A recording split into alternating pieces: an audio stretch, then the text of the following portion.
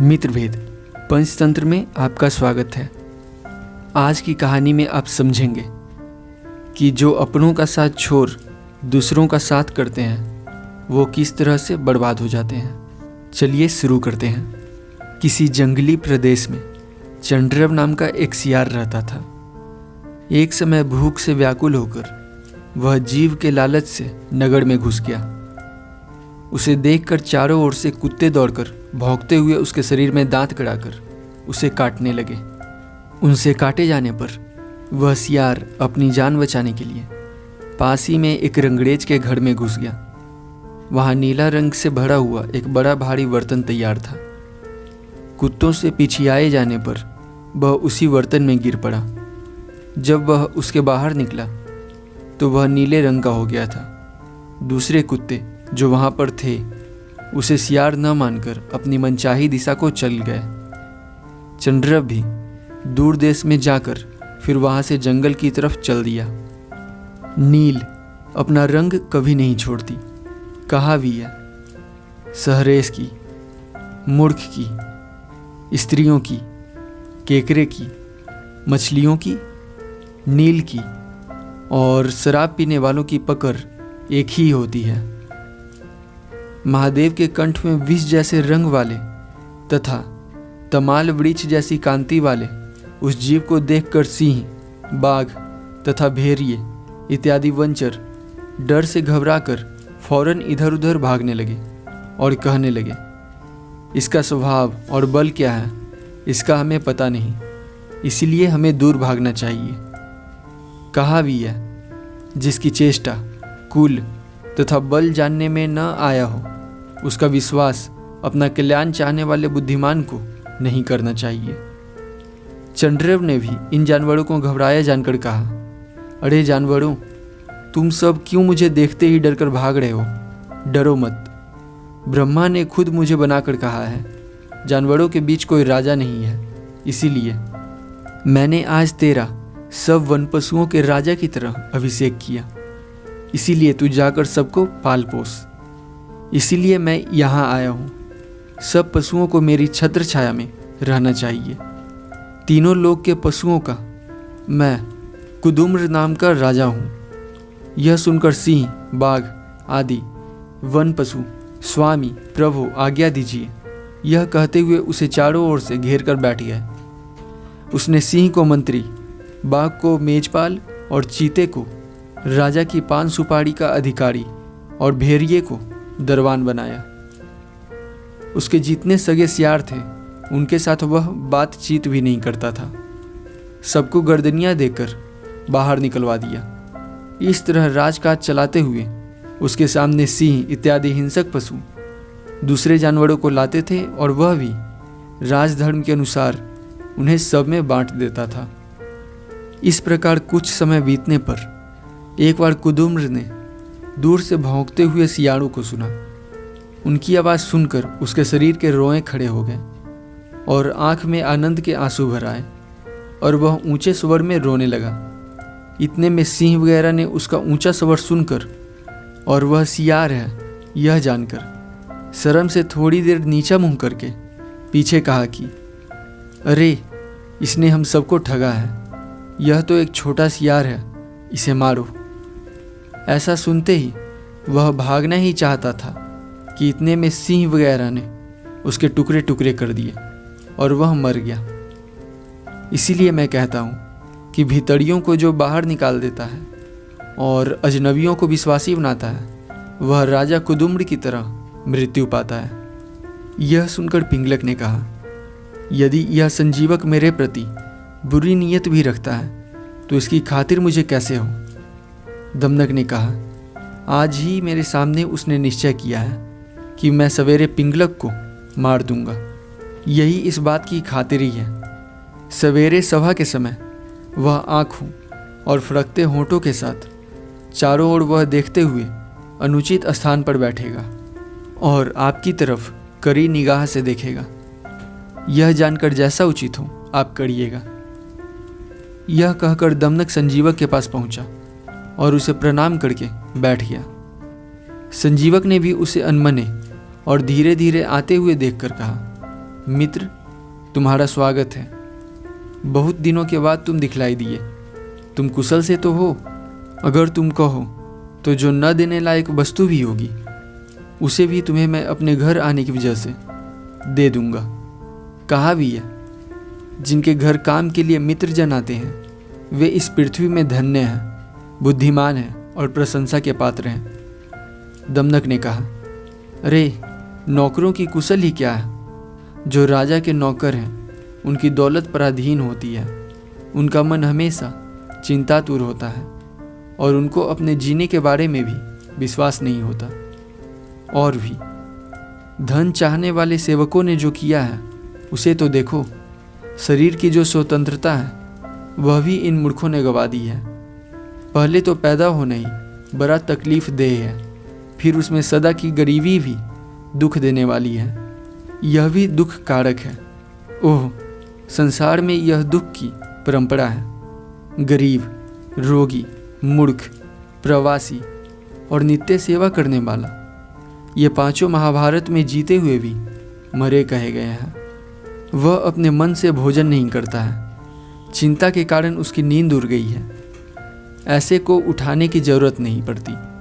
वह बेधड़क होकर बातें नहीं कर सकता। ऐसा सेवक भी संसार में जीता है। सेवा कुत्तों की वृत्ति है। जिसने यह कहा है उसने झूठ कहा है, क्योंकि कुत्ता अपनी तबीयत से घूमता है जबकि सेवक दूसरे की आज्ञा से चलता है। जमीन पर सोना, ब्रह्मचर्य, पतलापन और हल्का खाना, ये वस्तुएं सेवक और यति के लिए समान हैं। पर इन दोनों के बीच में फर्क पाप और धर्म का है। अर्थात सेवक के लिए ये वस्तुएं पाप स्वरूप हैं और यति के लिए धर्म स्वरूप। ठंड, धूप इत्यादि जिन तकलीफ़ों को सेवक धन के लिए सहता है, अगर यह कष्ट वह थोड़ी मात्रा में भी सहे तो उसे मोक्ष मिल सकता है। मुलायम, सुडौल, मीठा और ललचौवा लड्डू भी अगर सेवा से मिला हो तो उसकी क्या खूबी। संजीवक ने कहा, तू कहना क्या चाहता है? दमनक ने कहा, स्वामी का भेद बतलाना मंत्रियों के लिए ठीक नहीं। कहा है कि मंत्री पद पर प्रतिष्ठित जो मनुष्य स्वामी का भेद खोलता है वह राजा का काम खराब करके स्वयं नरक में पड़ता है। नारद ने कहा है कि जो मंत्री अपने राजा का भेद खोलता है उसे बिना हथियार के ही मार डालना चाहिए। फिर भी मैंने तुम्हारे स्नेह बंधन में बंधकर भेद खोल दिया है, क्योंकि तुम मेरी ही बात से राजकुल में घुसे हो और विश्वसनीय हुए हो। कहा भी है, विश्वास करने से जो आदमी किसी तरह से मारा जाता है उसकी हत्या उस विश्वास से ही पैदा होती है। अर्थात जिस मनुष्य का विश्वास किया गया हो उसे ही वह पाप लगता है, ऐसा मनु ने कहा है। पिंगलक की तुम्हारे ऊपर बुरी नीयत है। आज उसने मुझसे अकेले में कहा था कि सवेरे संजीवक को मारकर मैं सब पशुओं को तृप्त करूंगा। मैंने उससे कहा, स्वामी, मित्रद्रोह करके अपनी रोजी चलानी यह ठीक नहीं। कहा है कि ब्राह्मण के मारने पर भी प्रायश्चित करके शुद्धि हो जाती है, पर मित्र का द्रोह करने वाले मनुष्य की कभी शुद्धि नहीं होती। इस पर उसने क्रोधित होकर मुझसे कहा, अरे दुष्ट बुद्धि, संजीवक तो घास खोर है और हम सब मांस खोर हैं, इसीलिए हमारे बीच तो स्वाभाविक वैर है। शत्रु की उपेक्षा कैसे की जा सकती है? इसीलिए साम आदि उपायों से उसका नाश करना चाहिए। उसके मारने का दोष नहीं लगेगा। कहा भी है, दूसरे उपायों से अगर शत्रु को मारना मुश्किल हो तो बुद्धिमान मनुष्य को अपनी कन्या देकर उसे मारना चाहिए। शत्रुवध में कोई दोष नहीं। बुद्धिमान क्षत्रिय युद्ध में बुरा भला नहीं मानते। प्राचीन काल में द्रोणाचार्य के पुत्र अश्वत्थामा ने ऊँघते हुए धृष्टद्युम्न को मारा था। पिंगलक का यह निश्चय जानकर मैं तुम्हारे पास आया हूँ, इसीलिए मुझे धोखा देने का पाप नहीं लग सकता। मैंने तुम्हें भेद की बात बतला दी, अब तुम्हें जैसे अच्छा लगे करो। संजीवक उस बिजली गिरने जैसी बात को सुनकर बेहोश हो गया। होश आने पर वैराग्य के साथ उसने कहा, अरे ठीक ही कहा गया है कि स्त्रियां अधिकतर बदमाशों का साथ करती हैं, राजा अधिकतर बिना प्रेम के होता है, धन प्रायः कंजूस को मिलता है, तथा बादल पहाड़ तथा दुर्गम स्थानों में ही अधिक बरसता है। जो बेवकूफ़ मैं राजा का मान्य हूँ ऐसा मानता है, उसे बिना सींग का बैल जानना चाहिए। मनुष्य के लिए जंगल में रहना ठीक है, भीख मांगना ठीक है, बोझ ढोकर भी रोजी चलाना ठीक है, व्याधि भी ठीक है, पर राज्याधिकार से संपत्ति मिलना ठीक नहीं है। मैंने जो इस पिंगलक के साथ मित्रता की वह मैंने ठीक नहीं किया। कहा है कि समान धन और समान कुल वालों के बीच मित्रता और विवाह ठीक लगता है, मजबूतों और कमजोरों के बीच ये बातें ठीक नहीं। और भी पशुओं की पशुओं के साथ, बैलों की बैलों के साथ, घोड़ों की घोड़ों के साथ, मूर्खों की मूर्खों के साथ और बुद्धिमानों की बुद्धिमानों के साथ मित्रता होती है। समान सील और रुचि वाले मनुष्यों के ही बीच मित्रता संभव है। मैं जाकर पिंगलक को खुश करने की कोशिश तो करूंगा, पर वह प्रसन्न नहीं होगा।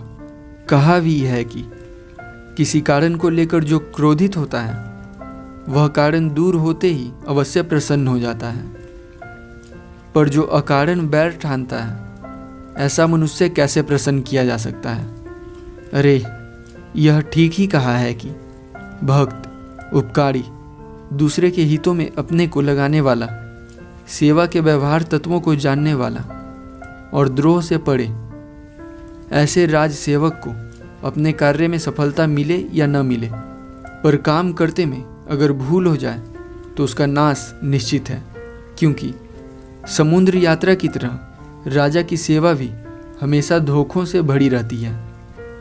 और भी सेवक प्रेम भाव से भी अगर उपकार करे तो भी लोग उससे डाह करने लगते हैं। दूसरे बदमाशी से भी बुराई करें तो भी प्रीति पात्र होते हैं। अनेक भावों का सहारा लेने वाले राजा का मन जानना मुश्किल है। परम गहन सेवा धर्म योगियों के लिए अगम्य है। मैंने यह जान लिया कि मुझ पर पिंगलक की कृपा दृष्टि न सहने वाले निकटवर्तियों ने उसे मुझसे नाराज कर दिया है।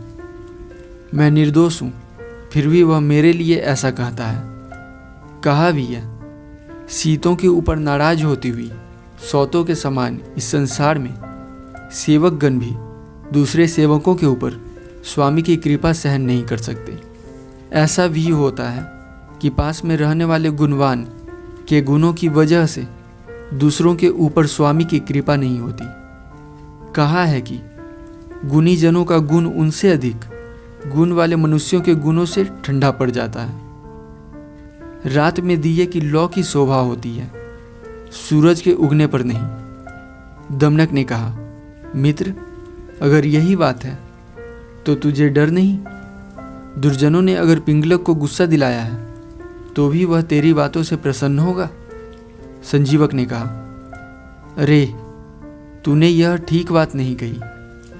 अगर बदमाश छोटे भी हों तो भी उनके बीच रहा नहीं जा सकता। वे कोई दूसरा उपाय रचकर रहने वाले को मार देते हैं। कहा है कि चालबाजी से अपनी रोजी चलाने वाले छोटे पंडित ऊंट के बारे में जो कुछ कौवे इत्यादि ने किया उसी प्रकार भला या बुरा करते हैं। दमनक ने कहा, यह कैसे? संजीवक कहने लगा, आज के लिए बस इतना ही।